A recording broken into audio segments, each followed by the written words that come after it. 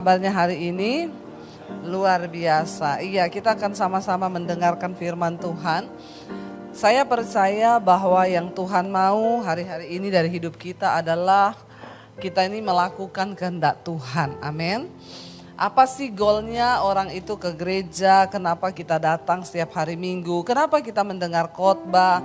Kenapa kita belajar firman? Sebenarnya cuma satu kan tujuannya. Tuhan mau supaya kita melakukan kehendaknya. Tidak ada yang lain. Ya, Tuhan nggak menuntut kita tuh jadi Kristen. Wah, kita hebat, doakan orang sembuh, mati bangkit. Ya, lalu kita juga bernubuat hebat. Enggak, cuma satu sebenarnya yang Tuhan mau, dan goal dari kekristenan itu adalah menjadi orang Kristen yang melakukan kehendak Tuhan. Ya, itu aja ya, supaya kita ini melakukan kehendak Tuhan. Coba kita baca dulu bersama Matius pasal 21. Mari kita baca bersama. Ini memang panas sekali ya Bapak Ibu ya. Enggak apa-apa ya, ini sudah mau kiamat, jadi nerakanya sudah mulai terbuka sedikit ya. Makanya siap-siap bertobatlah. Kita baca Matius 21 mulai ayat yang ke-28. Kita lihat bersama, kita baca satu secara bergantian ya.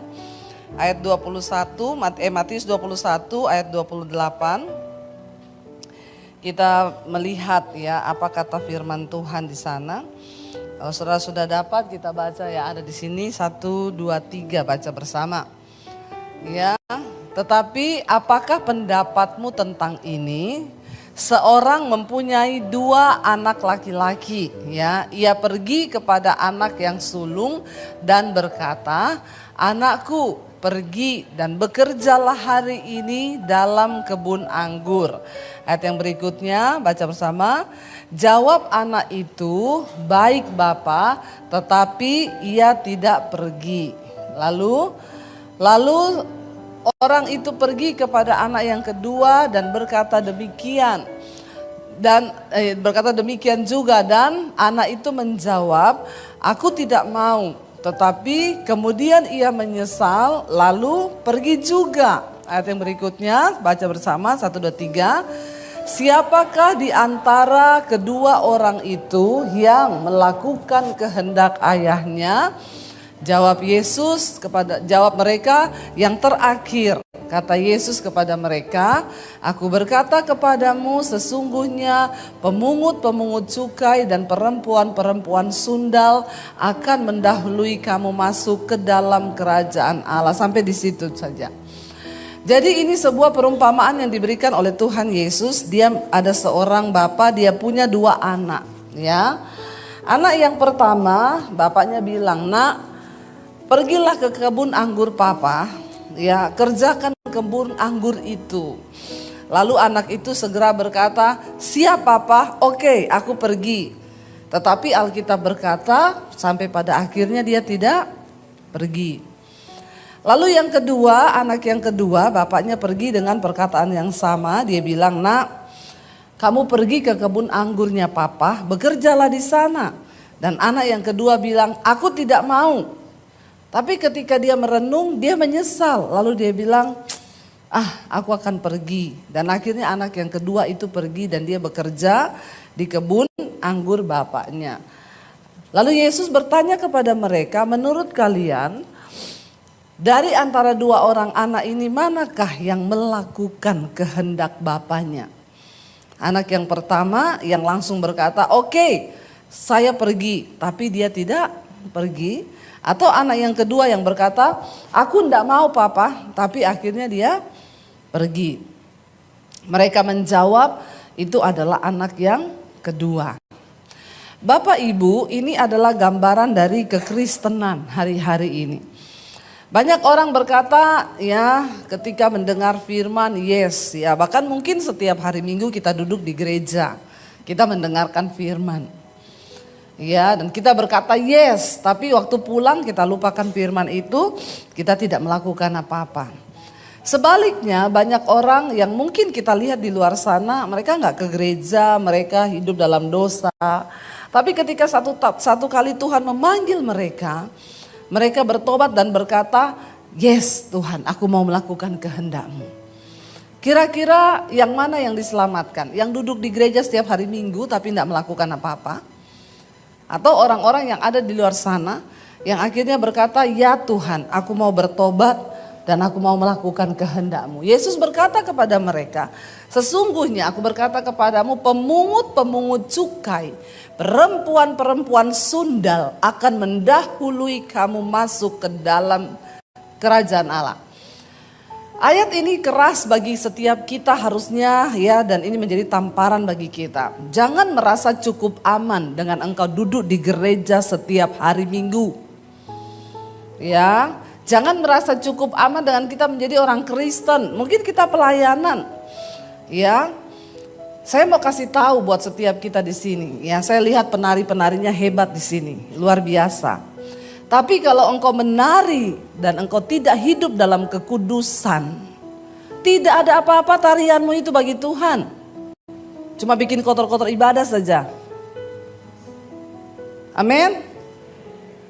Yang terpenting adalah hidup kita ini yang melayani Tuhan, hidup yang taat kepada firman, hidup yang taat melakukan firman. Ya, jangan bangga loh. Mungkin kita bangga, wah saya tiap minggu itu jadi penari loh di gereja. Maaf anak-anak muda, kalau engkau tidak hidup dalam kekudusan, maka percuma semua yang engkau lakukan tiap hari Minggu itu. Ya, mending engkau enggak usah pelayanan daripada banyak pukulan. Apa yang dimaksud ayat ini? Ya, lebih baik orang yang ada di luar sana, para pelacur, pemungut cukai yang menurut pandangan kita mereka berdosa. Tapi ketika mereka terima panggilan Tuhan, mereka bertobat lalu berkata, yes Tuhan, aku mau taat. Mereka menangis, mereka tersungkur. Daripada orang yang kelihatannya duduk di gereja begini, tapi yang kepahitan tetap kepahitan. Halo? Nggak usah angkat tangan. Ya, buat apa engkau duduk di gereja dengerin firman tiap hari, tapi yang kepahitan tetap kepahitan. Yang selingkuh tetap selingkuh, yang bersinah tetap bersinah. Ya, maaf. Engkau tidak menghormati Tuhan. Dan apakah Tuhan senang kayak begitu? Enggak, kita kayak anak yang nomor 1. Yang berkata kepada bapaknya, iya siap aku berangkat untuk garap kebun anggurmu. Tapi ternyata dia enggak berangkat, dia enggak melakukan apa-apa. Ya, sebaliknya anak yang langsung berontak berkata, enggak aku enggak mau. Tiba-tiba dia menyesal. Penyesalan, pertobatan itu yang Tuhan lihat dari hidup kita. Engkau duduk di gereja setiap hari Minggu tapi hidupmu gak ada pertobatan, percuma. Ya, kita melayani Tuhan setiap hari, kalau hidup kita tanpa pertobatan percuma. Kita ingat kisahnya Imam Eli. Ya, Tuhan berkata kepada Imam Eli, tadinya aku sudah berniat, aku sudah berjanji, aku akan mengokohkan kerajaanmu. Imam Eli, engkau dan anak-anakmu itu akan tetap ada selama-lamanya di hadapanku. Tetapi sekarang jauhlah itu daripadaku, karena anak-anakmu tidak menghormati aku. Mereka meniduri para pelayan-pelayan mimbar di bait suci Tuhan. Mereka mengambil setiap korban-korban persembahan yang dipersembahkan bagi Tuhan. Dan Tuhan marah dan berkata, sejak hari ini jauhlah itu daripadaku. Dengarkan, engkau dan anak-anakmu laki-laki akan mati dalam satu hari yang bersamaan. Dan tidak akan ada lagi kakek di dalam keturunanmu, karena engkau akan mati. Dan itu terjadi.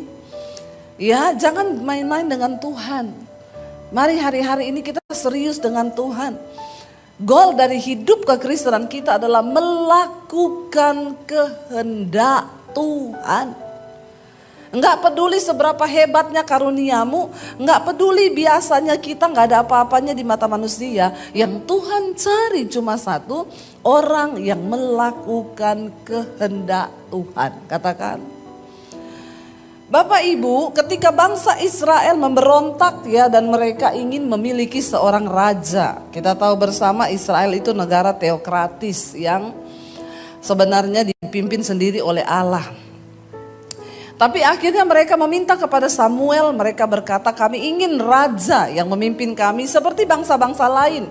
Bangsa-bangsa kafir yang lain yang mereka punya raja. Dan akhirnya Samuel menghadap kepada Tuhan. Samuel menjadi sedih. Tuhan berkata kepada Samuel, kamu tidak usah sedih karena bukan engkau yang mereka tolak, tapi aku yang ditolak oleh bangsa ini. Kalau mereka meminta raja, silahkan. Lalu Tuhan akhirnya menyuruh Samuel untuk mengangkat Saul menjadi raja. Pada waktu itu Tuhan memilih Saul dan Tuhan memberi dia pengurapan. Saul diberikan pengurapan untuk menjadi raja atas Israel dan akhirnya Saul memimpin bangsa Israel.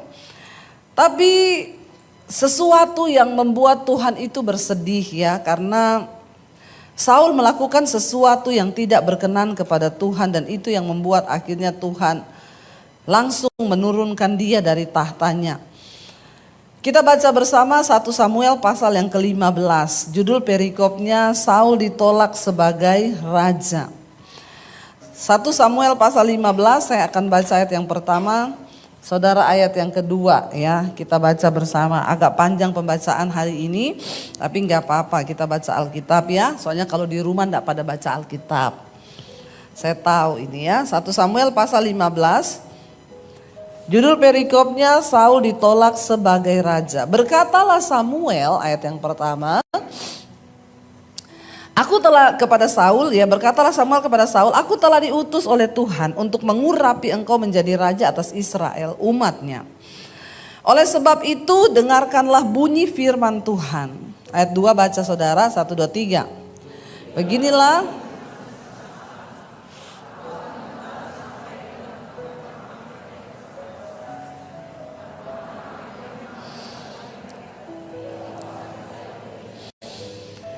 Jadi pergilah sekarang, kalahkanlah orang Amalek, tumpaslah segala yang ada padanya, dan janganlah ada belas kasihan kepadanya, bunuhlah semuanya, laki-laki maupun perempuan, anak-anak maupun anak-anak yang menyusu, lembu maupun domba, onta maupun keledai. Kenapa Tuhan menyuruh dibinasakan semua? Karena orang Amalek itu orang yang tidak takut akan Allah, mereka bangsa yang ganas. Mereka menganiaya, mereka menyiksa orang, bahkan mereka ini selalu menghalangi bangsa Israel.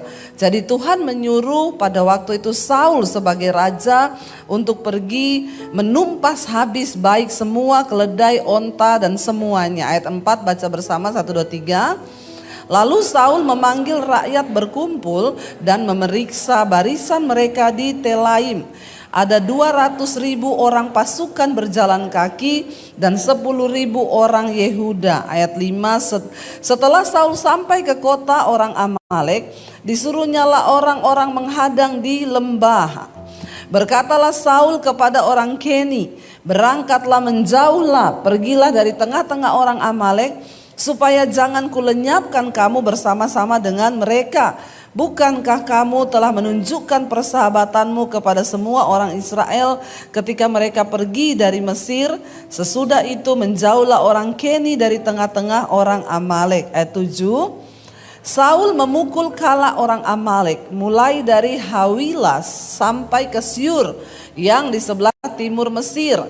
Agag raja orang Amalek ditangkapnya hidup-hidup. Tetapi segenap rakyatnya ditumpasnya dengan mata pedang.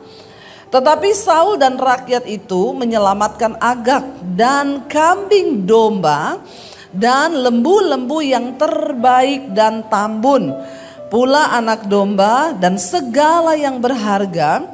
Tidak mau mereka menumpas semuanya itu.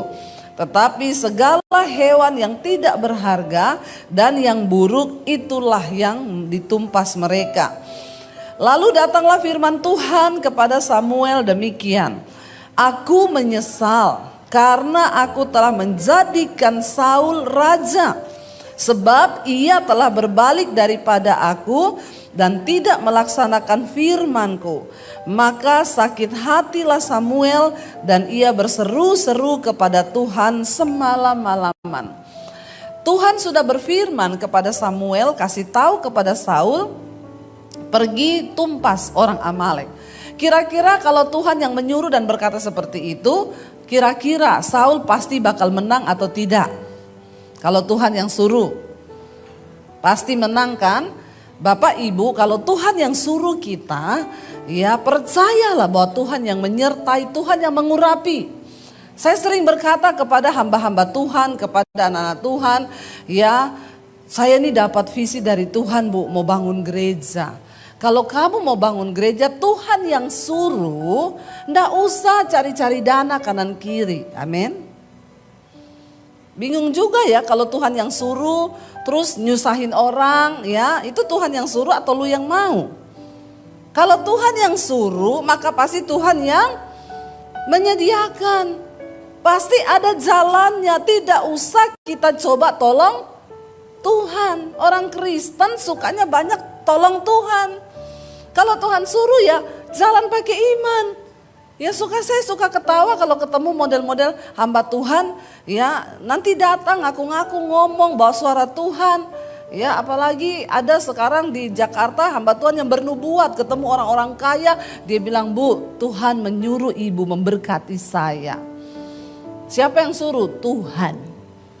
Saya pernah di telepon orang dulu gitu, Ibu, tadi malam ibu khotbah di gereja saya kan. Saya dapat suara Tuhan waktu ibu lagi khotbah. Tuhan bilang, ya hubungi Bu Debbie, hubungi Bu Debbie. Ya terus saya tanya, buat apa ya Bu? Jadi begini Bu, saya tuh kan ada utang 6 juta. Terus saya dengar suara Tuhan, langsung Tuhan suruh saya minta uang sama Ibu Debbie 6 juta. Saya bilang, oh makanya tadi malam juga saya dengar suara Tuhan, kenceng apa Bu? Tuhan bilang jangan dikasih, jangan dikasih. Bingung gak lu? Ngaku-ngaku bawa suara Tuhan. Ya, dia pikir cuma dia yang bisa dengar suara Tuhan, saya juga bisa dengar suara Tuhan. Ya, kalau Tuhan yang menyuruh maka pasti Tuhan yang menyertai, Tuhan yang memberi kemenangan. Waktu Tuhan menyuruh Saul maju, maka sudah pasti ya kemenangan itu akan diraih. Makanya Saul maju, tapi Tuhan berfirman, ya semua harus ditumpas, tidak boleh ada yang disisakan. Ketika Saul maju berperang, dia menumpas semua binatang kambing domba yang buruk, yang kurus, yang jelek ditumpas. Tapi yang tambun, yang gendut, kambing domba, yang seger, bahkan harta kekayaan yang lain tidak ditumpas. Lalu Tuhan berfirman kepada Samuel, saat itu juga aku menyesal. Jangan sampai dalam hidup kita ini Tuhan menyesal. Aku menyesal, Tuhan bilang sudah memberkati dia. Saya kasih dia duit, duitnya tuh buat hura-hura, dia pakai untuk bersinah, untuk melakukan segala kejahatan. Apapun yang Tuhan percayakan pada kita hari ini di tanganmu, itu bukan secara kebetulan, karena Tuhan punya rencana. Ya bukan hanya harta, termasuk kesehatan. Kalau Tuhan kasih engkau kesehatan, tubuhmu itu engkau pakai buat apa? Ya, saya kemarin ketemu seseorang waktu pelayanan di Morowali, ya, dia cerita kepada kita beberapa di situ, Bu, saya ini ya sering jatuh dalam dosa persinahan, kenajisan, Bu. Ya, tapi ya kalau di Morowali begini saya kuat sih, tapi kalau saya sudah pergi ke Jakarta, aduh, sudah masuk di hotel. Ya, aduh, saya pengen lagi begitu. Jadi masih jatuh terus sampai sekarang. Iya, Bu. Ya. Saya cuma bilang hati-hati Pak, Tuhan beri engkau kesehatan, Tuhan beri engkau jabatan, Tuhan beri engkau berkat, itu bukan untuk engkau salah gunakan. Kalau Tuhan menyesal dengan semua itu, kau mati lagi di hotel sama perempuan telanjang masuk di koran. Orang kayak begini kan kita gak usah basa-basi lagi ya. Dia langsung takut, aduh ibu jangan bernubuat. Ya, saya bilang ini saya tidak bernubuat, tapi saya mengingatkan ya, kalau Tuhan udah bosan dengan hidupmu, kau lagi di hotel sama perempuan, kau mati serangan jantung, jantungmu berhenti, lalu keluar di surat kabar. Seumur hidup anak cucumu akan ingat itu. Langsung dia takut. Ya, lalu dia bilang doakan saya ibu, ya doa sih nangis-nangis, nggak tahu ya tobat atau tidak. Karena kan banyak orang begitu ya, kumat, sukanya kumat. Tapi setidaknya ya kita sudah menyampaikan, hati-hati Bapak Ibu. Tuhan akhirnya menyesal. Kenapa? Cuma satu, Saul ini tidak melakukan kehendak Tuhan. Tuhan bilang maju, tumpas semua. Lalu alasannya Saul apa, saudara? Lalu Samuel bangun, ayat yang ke-12, Samuel bangun pagi-pagi untuk bertemu dengan Saul. Tetapi diberitahukanlah kepada Samuel demikian, Saul telah ke Karmel tadi dan telah didirikannya baginya suatu tanda peringatan. Kemudian ia balik dan mengambil jurusan ke Gilgal.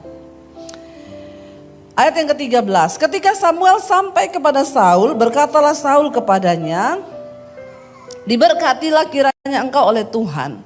Aku telah melaksanakan firman Tuhan. Kalau disuruh melakukan firman itu jangan setengah. Ya, jangan Injil separoh. Banyak orang Kristen tuh sekarang ambil yang separohnya aja. Ya, pasti Tuhan memberkati engkau, pasti Tuhan, ya ada yang bilang gini, ada hamba Tuhan bilang gini, saudara jangan sedih sebab Tuhan Yesus ada di pihak kita orang berdosa. Lalu orang-orang berdosa senang berkata yes, jadi kita mau hidup dalam persinahan, kita mau hidup dalam apa, Yesus di pihak kita. Saya komen di sana, tambahin di pihak orang berdosa yang mau bertobat. Kalau kamu gak mau bertobat ya binasa. Jangan ambil firman tuh sepotong-sepotong. Ya, mintalah apa saja engkau kehendaki, maka Tuhan pasti akan memberikannya. Ayat di depannya, jadi kalau engkau tinggal di dalamku dan firmanku tinggal di dalammu, maka mintalah apa saja Tuhan akan memberikan. Tapi syaratnya tinggal di dalamku dan firmanku ada di dalam kamu. Maka mintalah apa saja, itu baru ada terusannya. Alkitab firman Tuhan itu selalu ada sebab dan akibat. Ya, Saul berkata dengan pede, siap, aku sudah melakukan firman. Dia sudah melakukan firman yang mana? Yang Tuhan suruh, majulah, tumpaslah orang Amalek, berperanglah. Tapi yang belakangnya Tuhan bilang, tumpas habis, jangan ada yang disisakan, itu dia tidak lakukan. Kalau hari ini kita dipanggil oleh Tuhan untuk menjadi orang percaya, jangan setengah-setengah jadi orang Kristen. Ya, engkau jadi orang Kristen total semuanya. Tuhan suruh mengampuni, ampuni. Jangan kau bilang, gak bisa Tuhan tuh terlalu sakit. Kalau soal perpuluhan sih saya taat ya. Tapi soal mengampuni, aduh tunggu dulu ya. Gak ada Tuhan begitu. Engkau taat 100%. Supaya jangan seperti Saul, dia berkata kepada Samuel dengan pedenya, ya aku sudah melaksanakan firman Tuhan, ayat 14. Tetapi kata Samuel, kalau begitu, apakah bunyi kambing domba yang sampai ke telingaku ini dan bunyi lembu-lembu yang kudengar itu? Karena ada suara lembu yang dia bawa jadi jarahan. Jawab Saul, semuanya itu dibawa daripada orang Amalek sebab ya rakyat menyelamatkan kambing domba dan lembu-lembu yang terbaik dengan maksud untuk apa? Mempersembahkan korban kepada Tuhan Allahmu, tetapi selebihnya kami tumpas. Ini Saul ini kurang ajar, saudara. Sudah salah pakai alasan lagi. Kenapa kami ambil itu kambing domba, untuk apa? Kami mau persembahkan korban. Alasannya rohani sekali ya. Rohani, banyak hari-hari ini orang tuh pakai alasan rohani. Padahal roh halus. Ya, jangan mau pakai alasan rohani padahal roh halus. Ya, hati-hati. Nggak ada. Ada ibu-ibu datang sama saya, Bu, suami saya selingkuh sama janda. Saya suruh dia putus. Dia bilang gini, kamu tahu Alkitab enggak? Yesus berkata, kita ini harus memperhatikan janda-janda. Mengasihi janda-janda. Ya, saya bilang, oh luar biasa. Nanti kalau saya tinggalin dia, siapa yang kasih makan dia sama anaknya? Berarti kamu tuh enggak punya kasih. Saya bilang sama ibu itu, bilang sama suamimu, mengasihi janda-janda tua, bukan janda. Mengasihi janda tua itu ibadah, mengasihi janda muda itu nafsu. Hati-hati. Ya, pakai ayat lagi ngomong begitu. Hati-hati loh ya, bertobat. Sering kali kita pakai alasan-alasan yang kelihatannya rohani untuk membela diri. Tapi Tuhan tahu niat di dalam hati yang paling dalam. Ya, jangan bermain-main dengan Tuhan. Saul bilang, rakyat mengambil itu karena kami akan mempersembahkan korban bagi Tuhan. Ya, jangan main-main dengan alasan-alasan yang kelihatannya rohani padahal itu tidak. Ayat 16. Lalu berkatalah Samuel kepada Saul, "Sudahlah. Aku akan memberitahukan kepadamu apa yang difirmankan Tuhan kepadaku tadi malam." Kata Saul kepadanya, "Katakanlah." Ayat 17. Sesudah itu berkatalah Samuel, "Bukankah engkau, walaupun engkau kecil pada pemandanganmu sendiri, telah menjadi kepala atas suku-suku Israel? Dan bukankah Tuhan telah mengurapi engkau menjadi raja atas Israel?" Kita tahu ketika Saul dipanggil, Saul berasal dari suku Benyamin yang terkecil dari semua suku di atas bangsa Israel. Bahkan ketika dia ditunjuk, dia bilang, "Siapa aku? Aku ini hanya orang yang terkecil dari suku Israel, suku Benyamin." Makanya Samuel mengingatkan lagi, "Bukankah walaupun engkau kecil pada pemandanganmu sendiri, telah menjadi kepala atas suku-suku Israel? Dan bukankah Tuhan telah mengurapi engkau menjadi raja atas Israel?" Ayat 18. "Tuhan telah menyuruh engkau pergi dengan pesan, pergilah, tumpaslah orang-orang berdosa itu, yakni orang Amalek, berperanglah melawan mereka sampai engkau membinasakan mereka. Mengapa engkau tidak mendengarkan suara Tuhan? Mengapa engkau mengambil jarahan dan melakukan apa yang jahat di mata Tuhan?" Jadi Tuhan itu menilai hati. Saul itu tertarik dengan lembu-lembu yang tambun. Ketika kita ini ya, kepentingan diri kita membuat kita ini akhirnya melanggar firman Tuhan, itu sangat berbahaya Bapak Ibu. Apapun itu, kita ini harus mati bagi diri kita supaya kehendak Tuhan bisa terjadi di dalam hidup kita. Itu yang harus kita kerjakan. Lalu kata Saul kepada Samuel, lihat bersama apa alasannya. "Aku memang mendengarkan suara Tuhan dan mengikuti jalan yang telah disuruh Tuhan kepadaku. Dan aku membawa Agag, raja orang Amalek. Tetapi orang Amalek itu sendiri telah kutumpas, tapi rajanya enggak, dibawa sama dia." Ya. Ayat 21, lihat alasannya Saul. "Tetapi rakyat mengambil dari jarahan itu kambing, domba dan lembu-lembu yang terbaik dari yang dikhususkan untuk ditumpas itu, untuk mempersembahkan korban kepada Tuhan Allahmu di Gilgal. Tetapi jawab Samuel," di sana Samuel berkata begini. Baca bersama ayat 22, 1, 2, 3. "Tetapi jawab Samuel, apakah Tuhan itu berkenan kepada korban bakaran dan korban sembelihan sama seperti kepada mendengarkan suara Tuhan? Sesungguhnya mendengarkan lebih baik daripada korban sembelihan, memperhatikan lebih baik daripada lemak domba-domba jantan." Tuhan tidak tertarik dengan persembahan korban yang diberi dengan dasar hati yang tidak taat. Kita harus memberi yang terbaik bagi Tuhan. Tapi kalau pemberianmu tidak didasari oleh hidup yang benar di dalam ketaatan kepada Tuhan, maaf, gak ada dampak apa-apa. Banyak orang berpikir waktu dia kasih uang buat pelayanan, dia kasih uang buat gereja, oh itu sudah yang terbaik. Makanya dia buat dosa apa aja sudah aman. Maaf saudara, apapun yang kau lakukan di dalam pelayanan kekristenan tidak akan berdampak apa-apa tanpa ketaatan mendengar suara Tuhan. Amin. Biar semua yang kita lakukan itu berdasarkan ketaatan, mendengar suara Tuhan. Sekalipun rasanya itu sakit bagi daging kita, tapi kita mau taat. Ya, walaupun sakit, aku mau taat Tuhan. Aku mau setia Tuhan di dalam segala hal.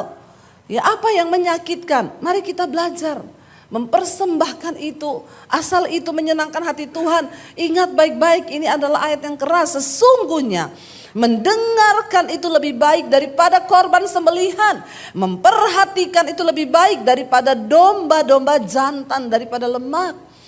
Ya, karena Saul berpikir, ya kalau dia membawa domba-domba yang gemuk buat Tuhan, Tuhan akan senang.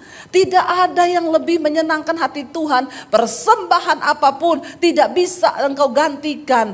Ya, persembahan tubuh itu yang terbaik bagi Tuhan. Persembahan hidup kita ini loh yang terbaik bagi Tuhan. Ya maaf, engkau mau beri perpuluhan berapa banyak pun, kalau hidupmu tidak bertobat, Tuhan tidak tertarik. Bapak Ibu, inilah yang harus kita ajarkan benar sama jemaat. Kadang gembala, pendeta itu cuma mengajarkan ya beri perpuluhan, beri ini, tapi yang ini tidak diajarkan. Ya makanya banyak jemaat yang binasa. Dia kasih perpuluhan banyak, dia kasih uang banyak ke gereja, tapi hidupnya nggak bertobat, selingkuhnya jalan terus. Ya dosanya jalan terus. Buat apa?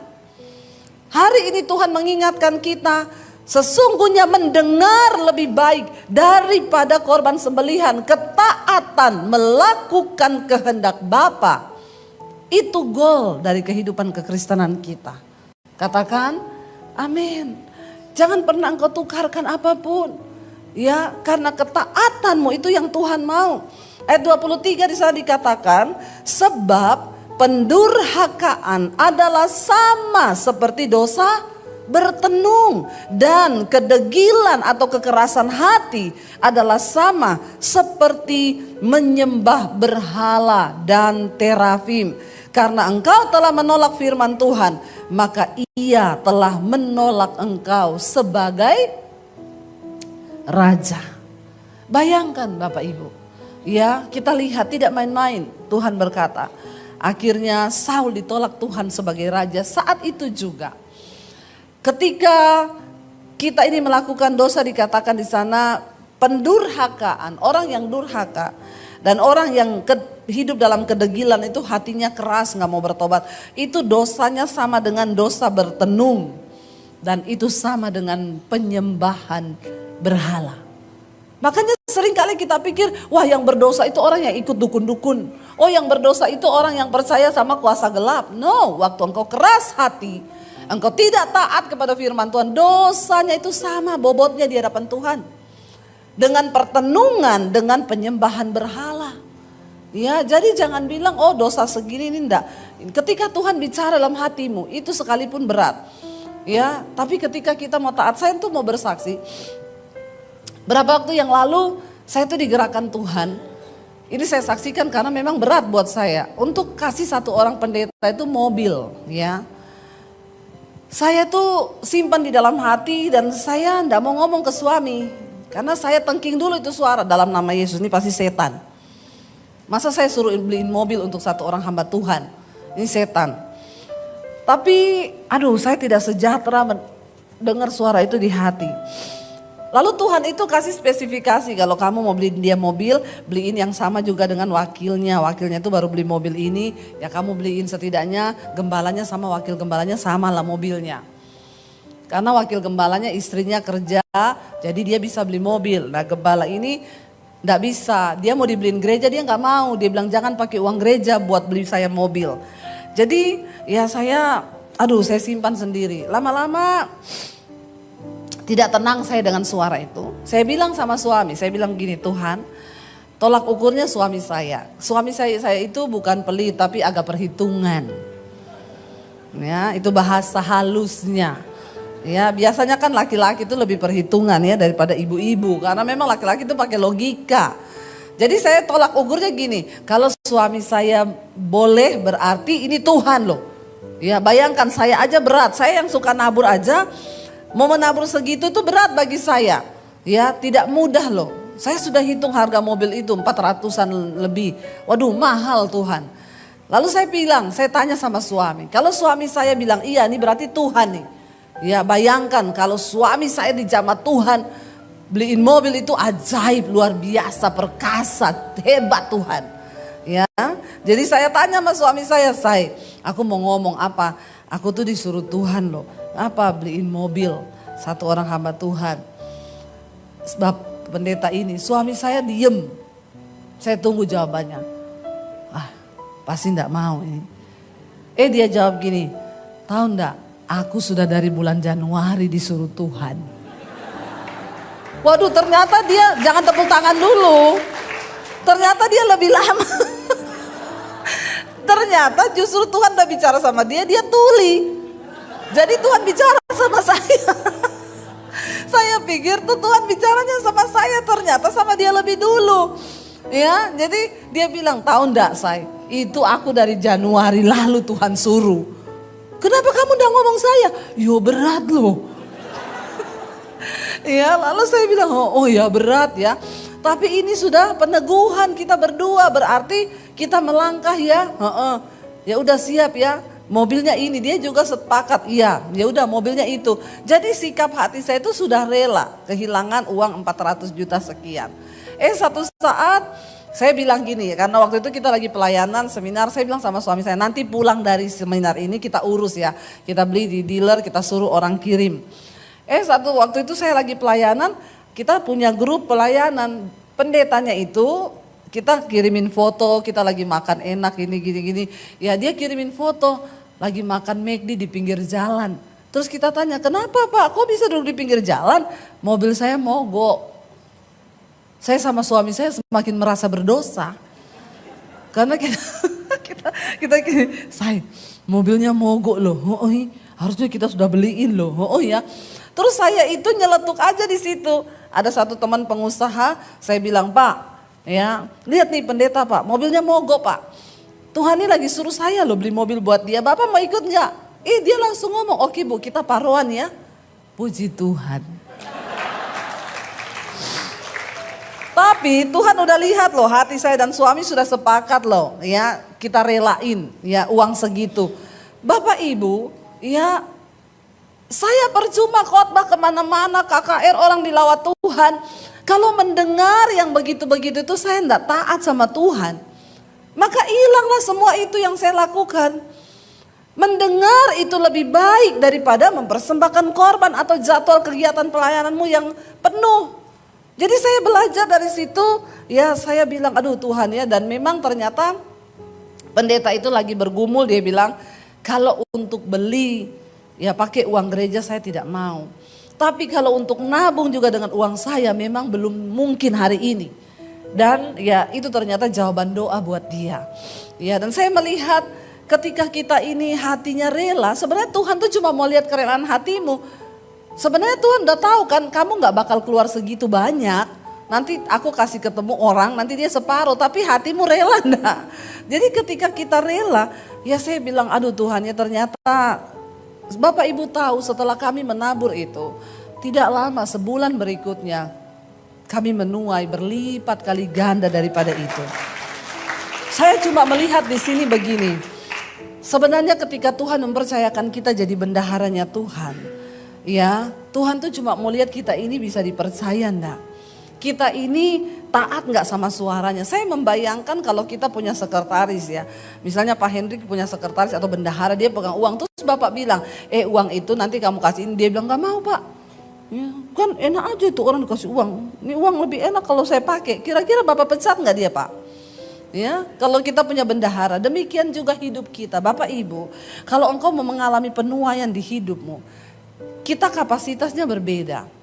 Mungkin engkau tidak disuruh Tuhan beli mobil ya. Tapi saya dulu di Solo ada loh hamba Tuhan. Dia mengalami mujizat. Dia cerita sama saya, Bu saya dibeliin mobil sama jemaat. Ibu tahu jemaat saya itu enggak punya mobil Bu. Dia nyicil di dealer untuk saya. Waduh itu mah saya angkat topi, angkat jempol itu. Itu orang pasti sudah benar-benar mematikan kedagingannya, mematikan dirinya sendiri ya. Dia enggak punya mobil loh. Tapi Tuhan suruh dia beli mobil untuk gembalanya dan dia nyicil loh untuk gembalanya. Itu lebih hebat lagi. Makanya kalau kita ngomong soal memberi Bapak Ibu, jangan tunggu kaya. Apa yang ada di tanganmu hari ini, ketika Tuhan bicara, ya lakukan itu. Ketika kunci dari kita ini diberkati Tuhan, zaman semakin ke depan ini semakin akan sulit. Alkitab berkata, bukan pakar ekonomi yang bilang. Tapi Alkitab bilang akan datang masa yang sukar di akhir zaman. Tapi kalau engkau mau melihat Tuhan pelihara dan isi lumbung-lumbungmu, jadilah bendaharanya Tuhan yang dapat dipercaya. Aminnya sedikit. Nggak ada amin, langsung takut.